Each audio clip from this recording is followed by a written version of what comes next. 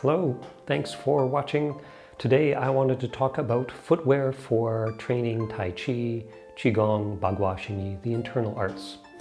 It's an interesting topic because with unless you're getting into the weapons, there isn't a lot of equipment for, say, practicing Tai Chi or Qigong. So for some reason, people tend to focus a lot on footwear and wanting to make sure that the footwear they use signifies that they're training and they're serious about their practice, which is good. But I do want to talk a little bit about things that will actually be practical and useful for you so that your footwear is helping you with your training and certainly at the very least not holding you back. First question, of course, is do I need footwear? Can I practice barefoot? And I think you can. I do know that my impression anyway is that the standard is to train in shoes. So I don't think that training barefoot is actually going to give you any advantage. And in some cases, for example, if you're doing extended standing training, so if you're doing a standing posture and holding that posture for say 15-20 minutes, half an hour, you do probably want some footwear to provide cushion to prevent you from getting plantar fasciitis. And also with some harder styles like Xingyi, having footwear again to prevent foot injury is probably a good idea. So when you're looking at footwear, here's three things that I look for in my footwear. First thing is the thickness of the sole at the heel compared to the front, to the toe. The second thing is the amount of curvature at the toe box, how much the toe, the front of the shoe curves upwards.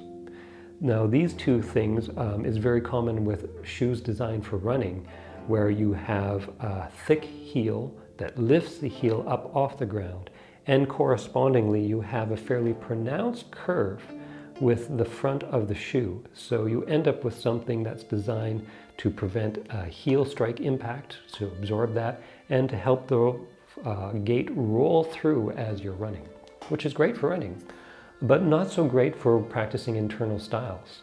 With internal styles, you tend to want to have your weight more to the heel. And if you have a shoe that's designed to angle your foot, that will put your weight more onto the ball of the foot. And you may wonder why you're having such a hard time getting your weight over your heels, why it's hard for your low back to relax. And part of the reason might be because the design of your footwear is actually throwing your weight forward and making it harder to set your weight further back. Having a shoe without a big built-up heel is going to help that. The other aspect is with a lot of styles, there's the idea of gripping the ground, pressing the toes against the ground. And again, if you have a running shoe where there's a pronounced curve here, it's going to fight against that whole process. And so you're much better off with a shoe that is relatively flat. For example, skateboard shoes, Converse shoes, those ones are designed to be flat. And they're actually a fairly good option for training in. One extra aspect, one extra detail I tend to look at with a shoe is the width of the sole at the heel. You can see, I think, with this pair of shoes, these are old discontinued Tevas, they don't make them anymore. But you can see with this one that the heel is just a little bit more narrow than the upper. I've had some shoes where this is quite pronounced, and so you end up with a shoe that doesn't feel very stable.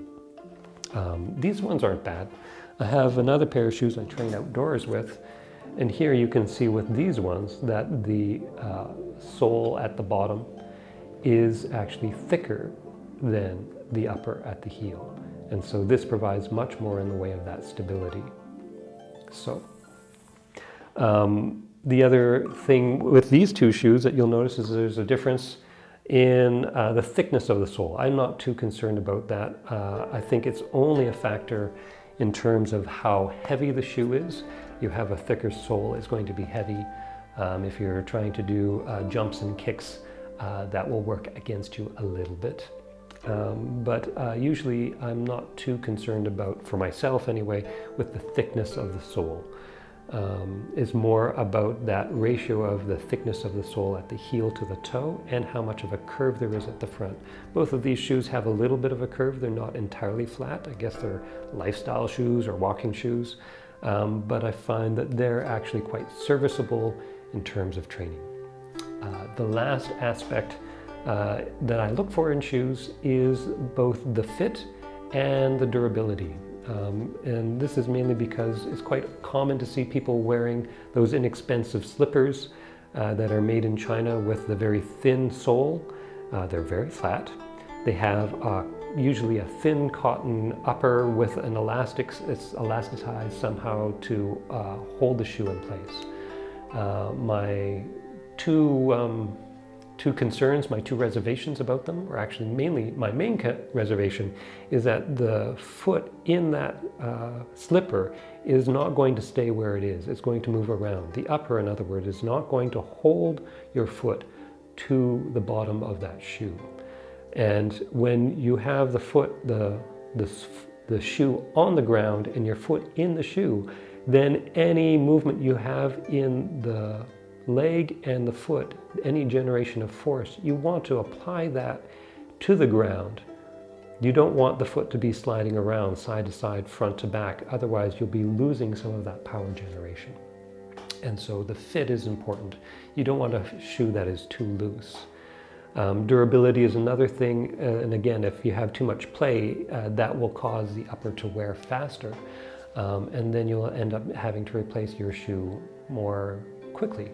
These old Tevas that I have, I think they're a decade old or something. They're mainly for indoor training, but they've seen quite a bit of wear, and they are still perfectly functional as a shoe. So, again, to summarize then, the three main things that I look for when I'm looking for footwear for training is the buildup of the heel, making sure that it's relatively flat with the sole, making sure that the toe box does not curve up too much, checking that the sole at the heel is not too narrow. Those are the three main things I look for. After that, of course, like any shoe, you want to make sure that it fits well and that it's going to be serviceable for a reasonable amount of time so that it's worth the investment. So I hope those tips are helpful for you. Keep training, keep practicing, keep learning, and we'll see you again.